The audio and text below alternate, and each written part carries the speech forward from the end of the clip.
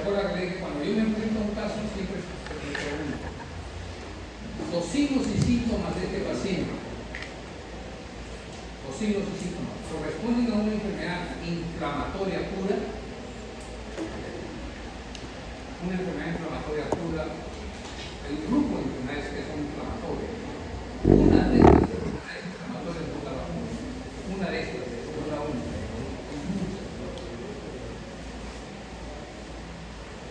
El asma también es una enfermedad inflamatoria. El enfoque es una enfermedad inflamatoria. ¿Está bien? Muchas enfermedades superficiales dicen que son enfermedades inflamatorias, muchas de ellas. O se trata de una enfermedad inflamatoria infecciosa. El caso que hemos presentado ha hecho una respuesta inflamatoria sistémica a partir de un foco infeccioso en un determinado lugar. Pero la primera llamada de atención fue el problema inflamatorio. Se trata de una enfermedad inflamatoria pura, una enfermedad inflamatoria infecciosa o una enfermedad general. Son los tres grandes grupos que hay que aglutinar. Hay un cuarto compartimento que es donde se juntan algunas que no pueden ser clasificadas en las tres primeras, pero hagan siempre ese ejercicio. Por ejemplo, el microrespiratorio. Incluso hay que dice que tiene un tumor, te hace el diagnóstico, pero eso no es lo único que dice. Muchas gracias a todos. Para cualquier ascenso o promoción. No, el secretario por parte de la promoción me ha invitado un poco de abundar. ¿Ah? Acá está el agua, de hecho. No, ya.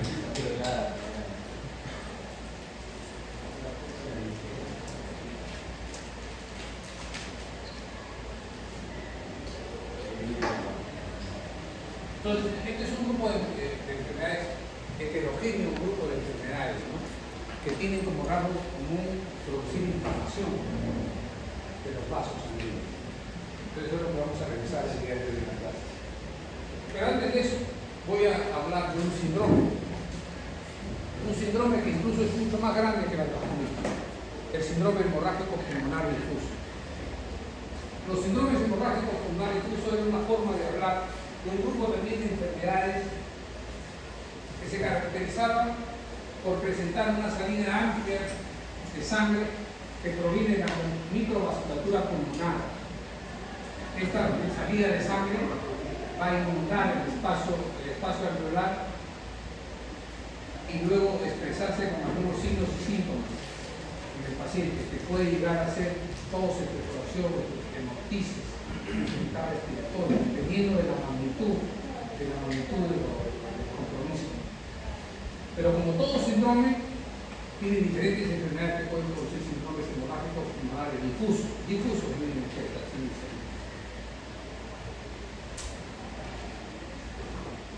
Una forma de clasificar estos síndromes hemorrágicos pulmonares difusos son aquellos en los cuales el compromiso hemorrágico pulmonar solamente afecta al pulmón. O sea, no es sistémico, ¿no?, sino solamente el pulmón está afectado. Por ejemplo, ocurre en la hemosiderosis pulmonar idiopática, una enfermedad poco frecuente que también se va a considerar. Yo tengo un paciente historia de que ha tenido caída de importante hemoglobina, como signo de hemoptisis, con compromiso respiratorio, que se trata de una hemorragia, una hemosiderosis pulmonar idiopática. Una lesión alveolar aguda puede tratarse, con una enfermedad renal-occlusiva puede producir compromiso hemorrágico pulmonar difuso, pero con afectación exclusivamente del pulmón. Otra forma de compromiso es esta hemorragia pulmonar difusa que afecta al pulmón, pero que también afecta al riñón. Y eso es lo que tú vas a presentar, ¿no?, lo que asocia compromiso pulmonar y renal. Y ahí tenemos, por ejemplo, aquellas que están relacionadas con anticuerpos antimembrana basal convolular, aquellas que suponen depósitos de autoanticuerpos, anticuerpos antinucleares, como son las enfermedades que tienen relación con el colágeno vascular, lupus, artritis, ¿no?, autoanticuerpos, anticitoplasma y neutrófilos. Ahí están las vasculitis sistémicas, esos son sistémicas, pero afectan al pulmón y al riñón. común de riñón. Y algunas en las cuales aparentemente no hay alteración inmunológica. Por ejemplo, como la glomerulonefritis rápidamente progresiva. Entonces, si está afectado el pulmón y el riñón, de algún lugar tengo que sacar el diagnóstico. Más accesible va a ser el riñón para la biopsia. El pulmón también podría ser, pero requeriría un procedimiento un poco más invasivo que hacer la biopsia solamente el riñón. Y hay síndromes hemorrágicos pulmonares difusos asociados al compromiso de la coagulación. Por ejemplo, en presencia de trombocitopenia, un recuento de las plaquetas muy bajo, en presencia de leucemia, lesiones que producen gran respuesta hematológica, en la coagulación intravascular diseminada, algunos relacionados por agentes ambientales y drogas, y también el estenosis mitral podría producir un síndrome hemorrágico pulmonar alterado, producido por alteración de la hemostasia. ¿Cuáles son esos síndromes hemorrágicos pulmonares difusos principales? Primero, a la cabeza, el bulbar. Esto vamos a revisarlo con el entendimiento. Podemos tener también la vasculitis necrotizante sistémica específica, la granulomatosis de Wegener, otra de las vasculitis que vamos a revisar. El lupus. Los que están llevando a reumatología están viendo casos de lupus. Y si no, de todas maneras hacen el ejercicio diagnóstico de la posibilidad de lupus. La glomerulonephritis idiopática progresiva, la hemosiderosis pulmonar idiopática serían los principales síndromes hemorrágicos pulmonares difusos. Vamos a hablar cuáles son los cuadros clínicos de estos síndromes hemorrágicos. A la cabeza, el síntoma cardinal es la hemorquisis. La hemorquisis no es otra cosa que la eliminación de sangre precedida por la tos, que viene de la vía aérea. Hemorquisis. Ahora, la hemorquisis puede ser muy mínima, 5 mililitros, 100 mililitros, 200 mililitros, o desanguinante, 300, 400, 500, 600 mililitros, cuando estás agarrando en esa cantidad, no solamente va a haber preocupación por los receptores, sino que va a tener un impacto en la circulación. La hemorquisis, que puede variar de magnitud, puede ser episódica, o sea, revisa una vez, pero luego después de un tiempo repite el episodio, y en algún momento puede ser de tanta magnitud o inundar, quedarse en el pulmón, no eliminarse, no traducirse con eliminación de sangre por la boca. Y esto puede producir anemia. El paciente puede cursar con anemia. ¿Qué vamos a ver en la radiografía? Una consolidación difusa. Vamos a ver lesiones difusas. Consolidación alveolar. Recuerden que la sangre que va a salir de la microvasculatura pulmonar va a inundar los alveolos. Al inundar los alveolos va a alterar. ¿Entienden? Radiológicamente, ¿cómo lo voy a ver? Como una condensación.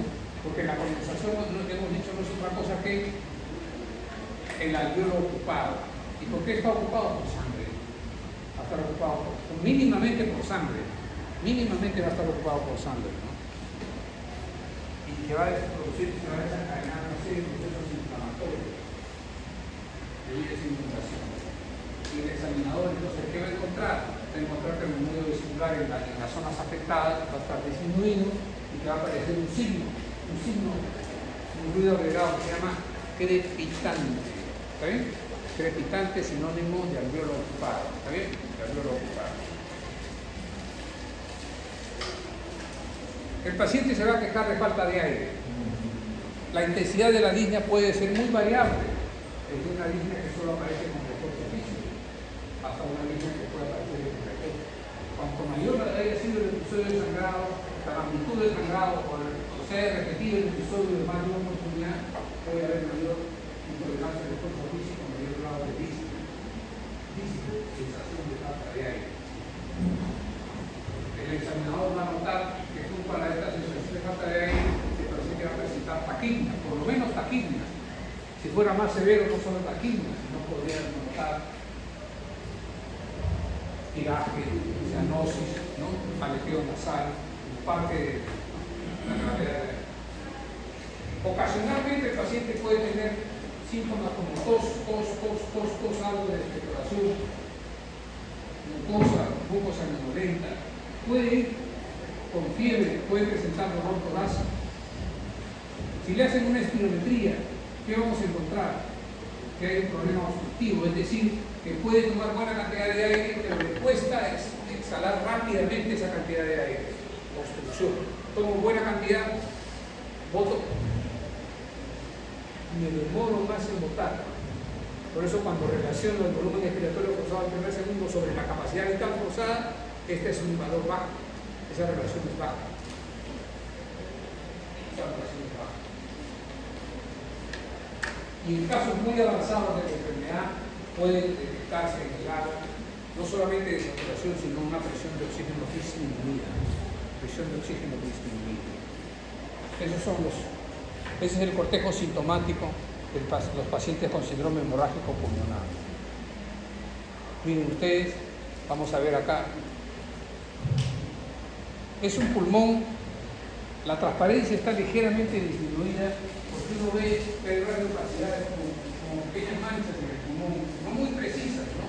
Pero más en el lado izquierdo. Más en el lado izquierdo. Muy poca lesión, pero había diferentes sagrados. En claro, miren ustedes, la esclerodermia. ¿Han visto casos de esclerodermia en reumatología? ¿No? Que puede haber compromiso de infiltración del subcutáneo, ¿no? Que puede haber compromiso pulmonar también, que puede haber sangrado, puede haber compromiso pulmonar. Pero acá seguramente no va a faltar la sintomatología sistémica, la manifestación sistémica. La enfermedad reumatoidea, cuando se presenta, va a haber pues, historia de enfermedad reumática, ¿no? No es que debute con compromiso pulmonar, ¿no? Debuta generalmente con compromiso articular. Artritis es lo que más se ve en reumatología, ¿cierto? Lo que más vemos. Hemos visto todas las formas de compromiso de artritis, todas las formas de deformaciones también. ¿Cuáles son los patrones radiológicos más frecuentes en los síndromes hemorrágicos pulmonares difusos? Los patrones radiológicos más frecuentes son las imágenes de consolidación que tienden a concluir. Pueden haber lesiones focales o pueden haber lesiones difusas, o sea, puede haber una condensación del segmento 3, que es el segmento anterior del lóbulo superior derecho, o puede ser que haya focos múltiples de condensación. Que luego que cuando pasa el episodio agudo, a la hora de repararse, va a reparar como un patrón reticular, o sea, como si fuera una fibrosis. Una fibrosis. Desaparece la ocupación del alveolo, pero el tejido de sostén del pulmón se engruesa. Entonces el patrón va a ser reticular. Predominantemente perigral, alrededor del fin. En ocasiones podemos encontrar infiltrados inflamatorios, infiltrados migratorios, es decir, en este episodio de sangrado hubieron más en el lado derecho, en el siguiente episodio hay más en el otro lado, o sea, migran, ¿no? Pero te da una idea, ¿no? Porque el síntoma cardinal seguramente o es la hemoptisis en mayor o menor cantidad o la presentación de anemia. Porque lo que se pierde es un volumen importante de sangre, a pesar de que no siempre se traduzca en una hemoptisis en mayor o menor cantidad. ¿De acuerdo? No porque yo hemoptice 100 mililitros quiere decir que la magnitud del sangrado ha sido esa cantidad. Eso es lo que ha salido. Otra parte se ha quedado dentro. Habitualmente esos episodios de condensación, si pasó del episodio agudo 2 semanas, pueden desaparecer en la práctica. Desaparece, se limpia, ¿no? Pero ya hemos dicho que si esto se repite constantemente, a la siguiente reparación ya no puede ser tan eficaz y puede haber fibrosis o patrón reticular mencionado. Excepcionalmente puede haber sangrado importante, un síndrome hemorrágico pulmonar difuso, o sea, una pérdida importante de sangre que proviene de la vasculatura pulmonar sin radiografía o con radiografía normal. Pero claro, ahora ya no sucede eso. ¿Por qué? Porque ahora pues, el paciente tiene tos y hemorragia y cosas, le hacen en el hospital tomografía. ¿Y por qué le hacen tomografía? Es que no hay radiografía, doctor. O sea, no tenemos radiografía convencional. Así que a todos le hacen tomografía. ¿Ya? Es como no quiero, mejor no lo hago comparativo.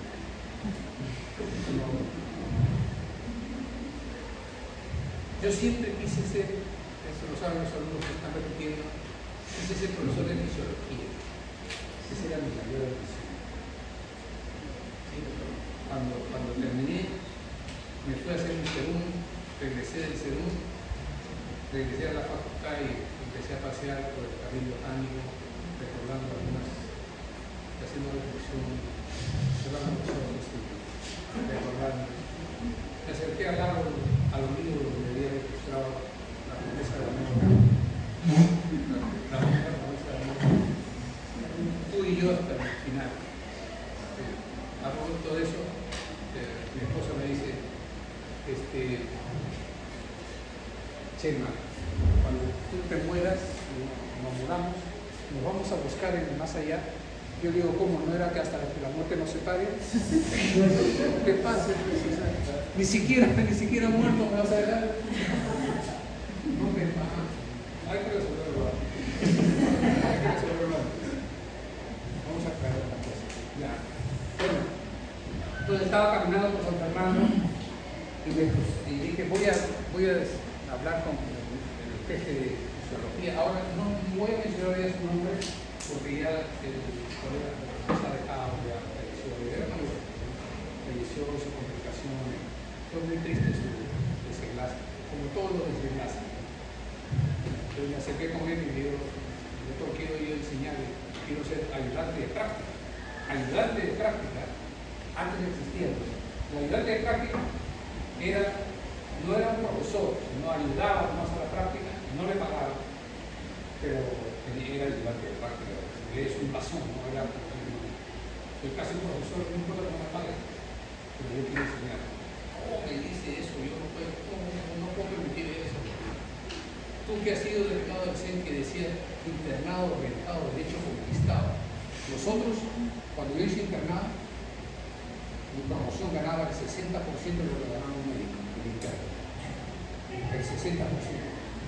Y no me van a decir, eso es el gran lugar de cine interno. No me van a decir nada. Todos tuvieron un internado rentado. Todos nos pagaban. A todos nos pagaban. No había internado gratuito, que te doy 100 soles, 300 soles. No. El 60% de lo que ganaba un médico. Ese era el sistema de un constante.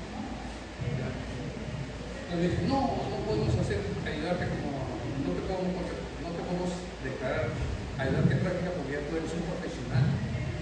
No puedes trabajar sin que te paguen.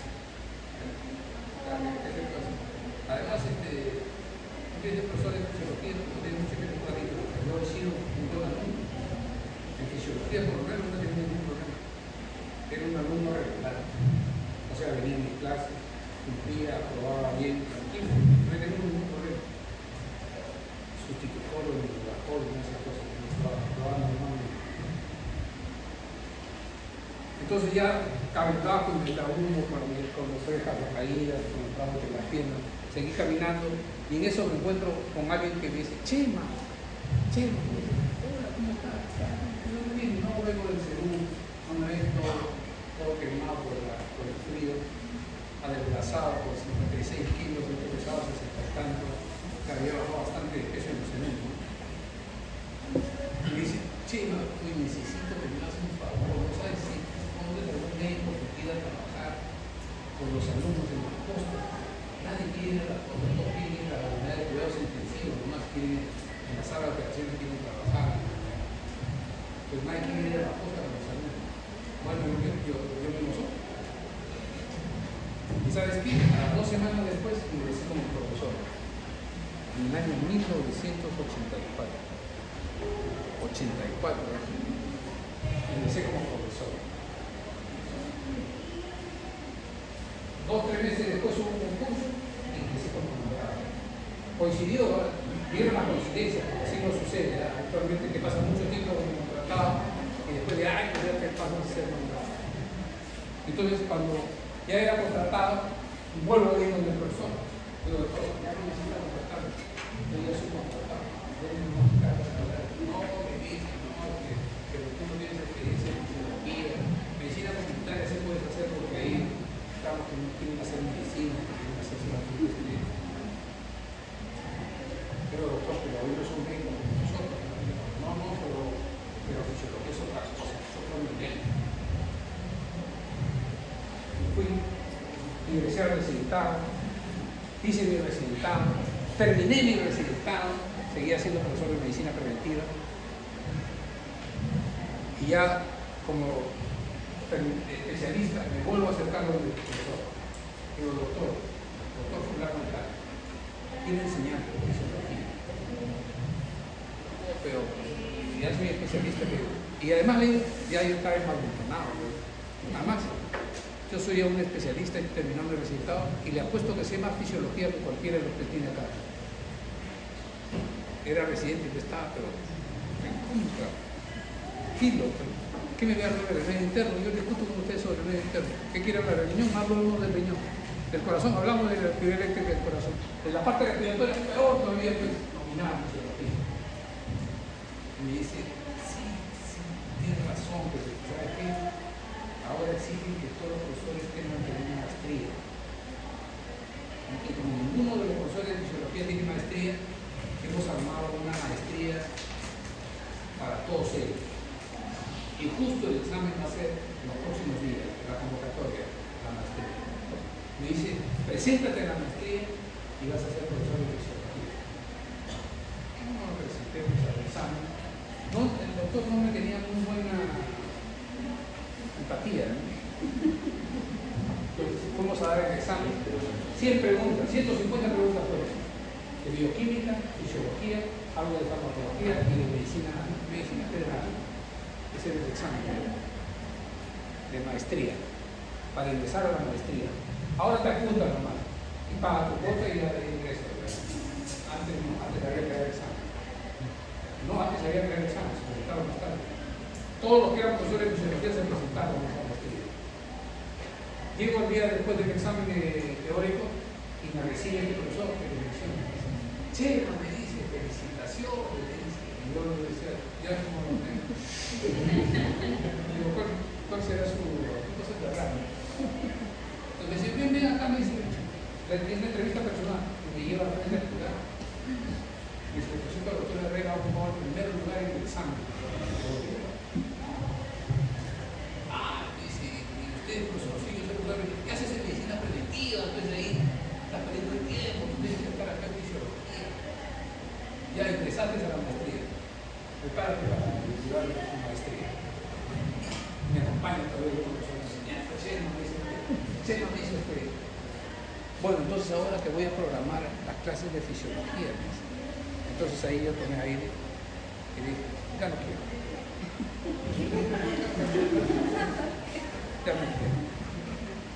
En parte también porque ya, como era neumólogo, pasé de medicina preventiva a la parte clínica, o sea, la parte de hospitalaria.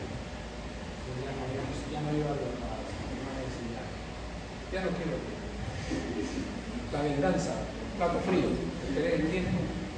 Por eso siempre les digo, cuando te desdeñen, hay que esperar. Alguien te desdeña, se espera. A que baje de precio o que tú tengas más dinero, lo que ocurra un dinero. Así es. Entonces terminé como profesor de medicina interna, pudiendo haber sido profesor de fisiología. Nunca dicté ni una sola clase de fisiología. Pero no importa. Y me moriré sin haber dictado una clase de fisiología.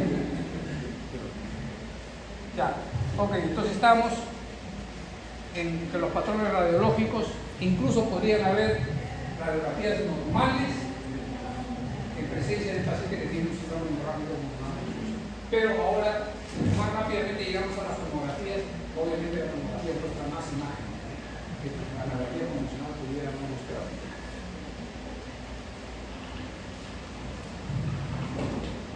Entonces, la presencia de hemoptisis, o sea, tos con expectoración con sangre, la presencia de infiltrados pulmonares expresados en la radiografía y una caída de los niveles de hemoglobina es altamente sugestiva del síndrome hemorrágico pulmonar difuso. Esa triada tiene que estar presente. Hemoptisis, lesiones radiológicamente visibles y hemoglobina que cae de hemoglobina que baja en su abdomen de manera importante, por lo menos una caída de 1 o 2 gramos de hemoglobina, y eso te sugiere pensar en un síndrome hemorrágico pulmonar. Síndrome, o sea, todavía no hay diagnóstico, ¿no? Síndrome. Vamos a hablar de uno de estos síndromes hemorrágicos pulmonares más frecuentes, Goodpasture. Miren, ¿cuántos años atrás? En 1919, Goodpasture, el médico, describe por primera vez el primer caso. Se trataba de un varón que tenía fiebre, tos, hemoptisis y que evoluciona hacia la insuficiencia renal. Los criterios diagnósticos se han mantenido a lo largo del tiempo. En primer lugar, la hemorragia pulmonar expresada en el patrón radiológico muy diverso que puede haber. El compromiso glomerular, el problema inflamatorio a nivel glomerular, el compromiso de los vasos, y la presencia de anticuerpos circulantes antihemoglobina glomerular, o una inmunofluorescencia lineal positiva para IgG en las biopsias de riñón o de pulmón. ¿Pero qué? Más accesible es el riñón para la biopsia. Tú puedes biopsiar el pulmón, pero para biopsiar el pulmón se requiere más equipamiento, es más invasivo que hacer la biopsia del riñón. Y la biopsia del riñón te da buena calidad de muestra. En cambio, las biopsias pulmonares, percutaneas, pudiera ser que haga lesiones zonas no lesionadas. En cambio, el riñón siempre que pones el riñón pasa una muestra de. Esos son los criterios diagnósticos que propuso por parte de lo que son higienistas hasta ahora. Miren ustedes, una lesión amplia de condensación después de un episodio de sangrado, en el que además vemos un aumento del diámetro de la soneta cardíaca, ¿no? En este caso. ¿Por qué se produce esto? Lo que parece ser es que esta es una enfermedad autoinmune donde se generan autoanticuerpos a una parte del colágeno. La colágeno tipo 4, dicen. O sea, el organismo se desordena y empieza a formar autoanticuerpos para el mismo colágeno. De tal manera de que luego va a haber una reacción antígeno-anticuerpo y esto va a producir una reacción inflamatoria a nivel de los vasos. Con destrucción de los vasos. Existen algunos factores inmunológicos, el desorden inmunológico, ustedes saben, no se conoce la etiología. Podría haber factores hereditarios, ¿no?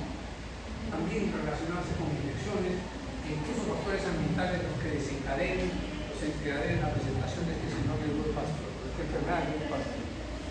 La presentación clínica se va a caracterizar por síntomas y signos generales: malestar general, dolor torácico, astenia, anemia, ¿no? Hemoptisis o episodio de hemoptisis, disnea, sensación de falta de aire, y puede haber incluso junto a esto la presencia de orina con sangre o incluso insuficiencia renal. Recuerden que se caracteriza por presentar compromiso pulmonar y compromiso renal.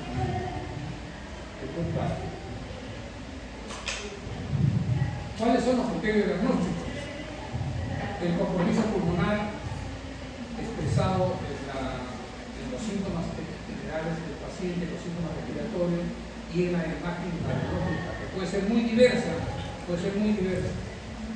La glomerulonefritis rápidamente progresiva, que puede llevar incluso hasta la insuficiencia renal, y la presencia de estos anticuerpos que vamos a encontrar en las muestras de biopsia renal. ¿Cuál es el tratamiento?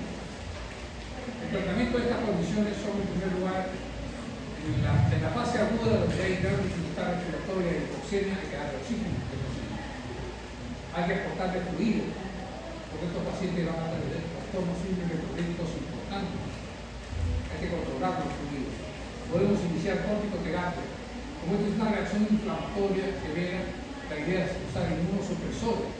Y el corticoide lo usamos porque tiene acción antiinflamatoria y es inmunosupresor. Por lo tanto, las dosis no van a ser de 5 miligramos, sino dosis más altas. Ustedes han visto que los pacientes con artritis les damos corticoides o no. ¿Quién está llevando reumatología? Ninguno. Nadie declara que lleva reumatología. Han visto artritis, ¿no es cierto? Y varios de los que tienen artritis, algunos de ellos tienen corticoides, las dosis bajas de mantenimiento, pero acá dosis más altas se utilizan, dosis más altas. Pero cuando uso corticoides a dosis altas, tengo riesgos de efectos adversos muy marcados, que van desde la inmunosupresión hasta el Cushing. ¿De acuerdo? Y eso, ¿cómo podemos minimizar? Asociando otros inmunosupresores como la ciclofosfamida y la ceftriaxona. También hay terapia biológica actualmente, hay nuevos medicamentos que se están usando, de tal manera que esos nuevos medicamentos permiten hasta reemplazar el uso de los corticoides. Pero en los estadios iniciales siempre usamos corticoides, al inicio. Cuando hay compromiso renal, yo puedo hacer plasmaféresis. Al hacer plasmaféresis, disminuye la presencia de estos anticuerpos, evitar nueva síntesis y mejorar de esta manera la función renal. Es parte del tratamiento en el grupo de azúcar. Ahora vamos a hablar de las vasculitis.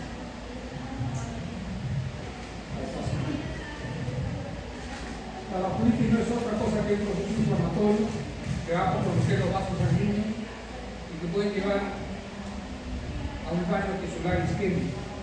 Desde 1986, miren ustedes, esta revista que hace una revisión por primera vez hace un reporte, una revisión de lo que conocemos sobre la vasculitis, se han mantenido desde ahí actualizándose los conocimientos sobre esta información. ¿Por qué está afectado el pulmón y la vasculitis? Porque los vasos hay en todas partes, vasos hay en todo el cuerpo. Primero porque en el pulmón existe una extensa red vascular. ¿Sí? Todo el pulmón hay una extensa red vascular, como lo hay en el riñón también, una extensa red vascular.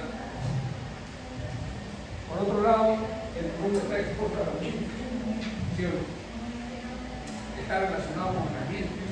Yo cuando tomo aire, impide que lo que tome llegue al pulmón. Bueno, las ionisas, la sedimentación, la vida de bacterias, la mucosa, la secreción bronquial, el movimiento ciliar, todas esas cosas están contribuyendo a evitar que las partículas que ingresen, las partículas muy grandes, queden atrapadas. Pero aún así puede seguir ingresando. Los gérmenes podrían ingresar. Pero ¿qué impide que hagan una enfermedad? Hay los mecanismos de defensa, incluyendo el moco bronquial, está actuando para neutralizar a los gérmenes, para disminuir la posibilidad de infección. Pero el organismo está expuesto al ambiente. Entonces, por eso puede comprometerse. Y por otro lado, en el pulmón hay muchas células activas. Las activas que estarían actuando y que podrían responder frente a una lesión potencial. La clasificación de la vasculitis depende de qué vasos estén comprometidos. Por ejemplo, de los grandes vasos, arteritis Takayasu, de mediano tamaño, poliarteritis nodosa o enfermedad de Kawasaki. ¿Se acuerdan ustedes que estas enfermedades estuvieron reportadas cuando hubo la epidemia del COVID? Incluso relacionado con la vacunación, decían, ¿no? Los pacientes pueden desarrollar vasculitis con la vacunación. inflamación de ese. Encontraron algunos casos que se reportaron de la reacción inflamatoria post-vacunada. Miren ustedes, este es un esquema que les muestra la denominación dependiendo del tamaño del vaso, ¿no? Y son de mediano calibre y de pequeño calibre. Nos interesan los de pequeño calibre, porque las de mediano calibre no las manejamos nosotros. Las de pequeño calibre son las que van a dar la manifestación. Y ahí vamos a encontrar entonces algunas interpretaciones con ANCA positivo o ANCA negativo. Y vamos a poder distinguir estos vasos de pequeño calibre. ¿Cuáles son las de vasos de pequeño calibre? Vamos a ver. De dos de ellas vamos a poder comentar a mucho más. La granulomatosis de Wegener. Granulomatosis de Wegener, el síndrome de Sjögren-Strauss, la polianqueitis, la púrpura, la arqueitis leucocitoplástica y otras relacionadas con las enfermedades vasculares. Afectan los pequeños vasos. El mecanismo de acción, recuerden que hay anticuerpos anticitoplásmicos en el neutrófilo y estos van a desarrollar daño tanto a nivel pulmonar como a nivel renal. ¿Cuáles son los criterios de diagnóstico de la vasculitis pulmonar en el pequeño vaso? Sedimento urinario anormal, radiografía de tórax anormal, y hablar de tomografía, porque si la radiografía no sale normal, pero el paciente ha tenido sangrado, por ejemplo, o ha tenido síntomas respiratorios, yo puedo tomar una tomografía y puedo encontrar esta lesión. Compromiso de la vía aérea superior. Va a haber compromiso de la vía aérea superior y la presencia de inflamación granulomatosa de la biopsia. La biopsia puede ser de la vía aérea superior o de la vía aérea inferior. No se está comprometido el día de hoy. Vamos a hablar de la primera de los pacientes, la granulomatosis de Wegener. Siempre les pongo esta herramienta para recordarles que en la vida real sucede esto. El primer médico que describe una entidad, una vasculitis de estas características, fue un colega denominado Klinger, Ace Klinger. Ace Klinger describe por primera vez el primer caso. Pero Wegener, años después, empieza a juntar estos casos a partir del primer reporte y los organiza. Y describe por primera vez que se trataban de pacientes que tenían vasculitis necrotizante, o sea, había necrosis, compromiso inflamatorio en los vasos pequeños y con reacción granulomatosa. ¿Qué más tenían? Tenían además compromiso glomerular y decían que estaba afectado a la vía aérea, tanto superior como la vía aérea inferior. Entonces describe estos criterios y a partir de eso, Wegener, empezamos a hablar de vasculitis de Wegener, granulomatosis de Wegener. Granulomatosis porque la reacción anatomopatológica es la formación de granulófilo y Wegener pues la autor.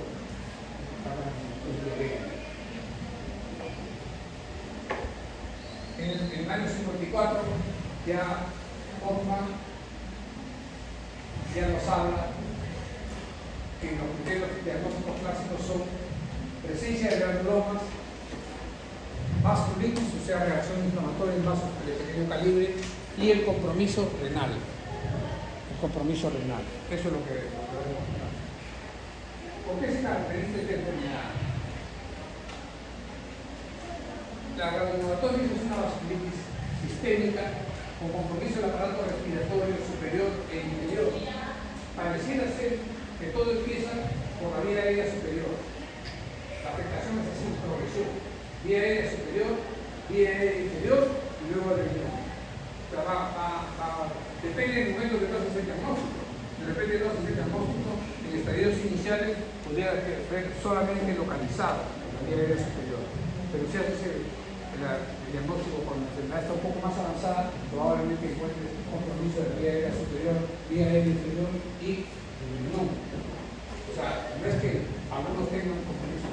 Todos van a querer si es que la historia natural de la enfermedad es avanzada. ¿Sí? Si no intervenimos, va a afectar los nervios. Los vasos son de pequeño calibre, como ustedes. El cuadro clínico va a ir desde síntomas respiratorios de la vía aérea superior, los pacientes que pueden tener neumonía, infecciones a la perfusión, compromiso de infecciones paranasales, compromiso laringos, puede haber compromiso de la tráquea, de los bronquios y finalmente compromiso del riñón. Esos compromisos pueden ir, en el caso del respiratorio, desde la disnea.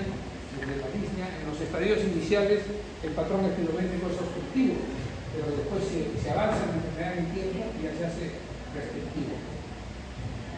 Puede ser que el paciente tenga tos, hemoptisis, dificultad respiratoria, y en el examen se encuentren con cambios similares en estos pacientes en algún momento. O porque sigue avanzando la enfermedad, y el compromiso también va a ser del riñón. Y de expresar incluso por proceso renal la presencia de sangre, o primero pequeña cantidad de sangre en la orina, incluso microhematuria, hasta ser francamente hematúrica. Y va a haber síntomas y signos generales: astenia, disminución adinámica, anorexia, pérdida de peso, fiebre, sudores, todo está presente. Pero miren en ese orden. Empieza en la vía aérea superior, avanza en la vía aérea inferior y se compromete el riñón. Algunos pueden debutar con sus manifestaciones renales, pero lo más probable es que si se debutan con manifestaciones renales tengan ya compromiso que no han sido detectados en la vía aérea superior.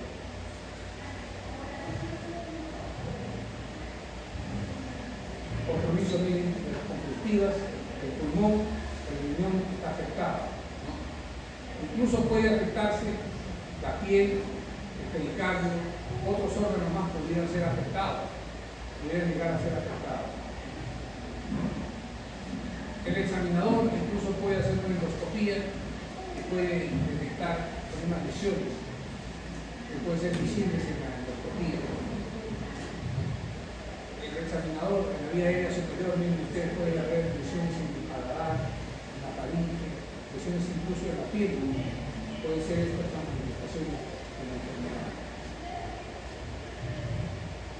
El cuadro clínico de esta granulomatosis es la afección de la vía aérea superior. Sinusitis, diarrea, lesiones orales.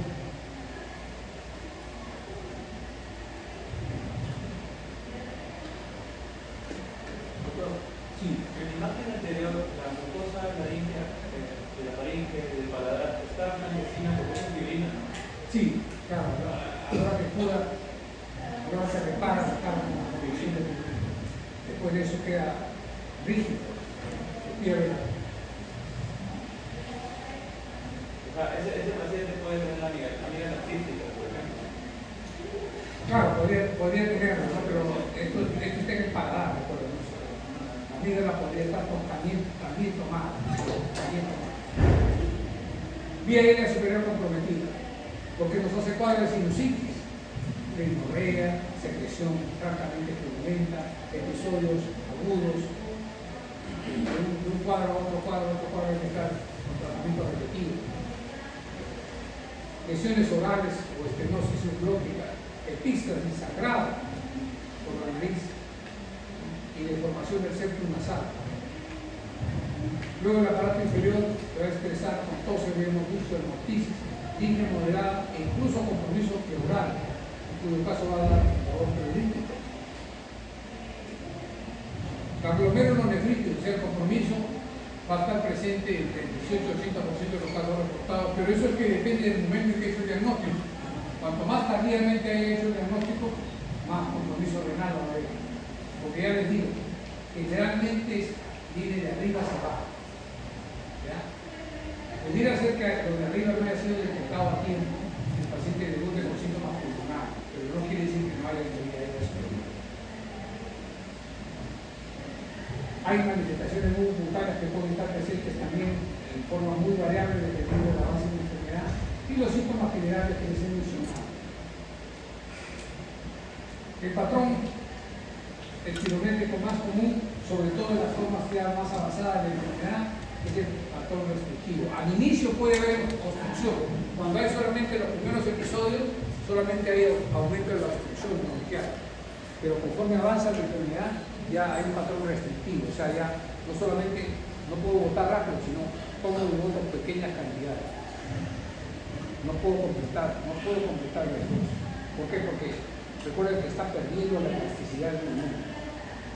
Su complacencia va a disminuir, su distensibilidad va a disminuir. La capacidad de difusión va a verse disminuida.